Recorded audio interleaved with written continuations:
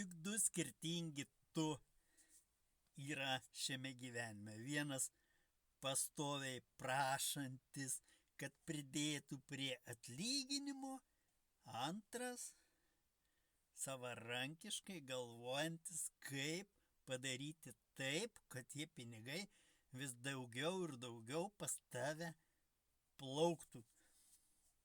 Ir kaip tai galima padaryti?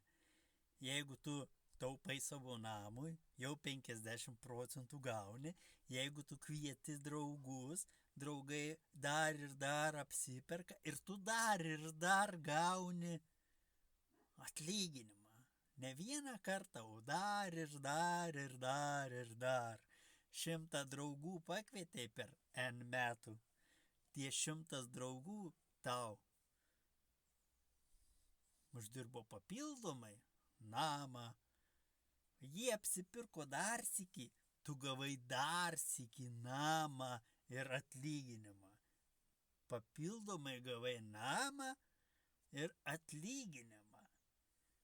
Nuo tų pačių 100 draugų.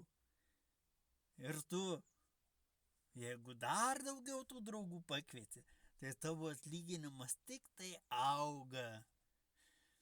Jeigu paskaičiau standartinį A plus namas 50 kvadratų ir visas 100 draugų perka tik tai tokį namuką, turtėjantys draugai norėtų didesnio 3 kartus, bet paskaičiuokim tik tą 50 kvadratų, tu uždirbi milijoną ir gauni nemokamai 50 kvadratų namuką. Bet jeigu visi draugai perka 150 kvadratų, tu uždirbi 3 milijonus ir gauni 150 kvadratų namuką. Draugai apsipirko pakartotinai, tu vėl gavai 3 milijonus ir namą. Tai kaip reikia uždirbinėti pinigus, ne man jums pasakot.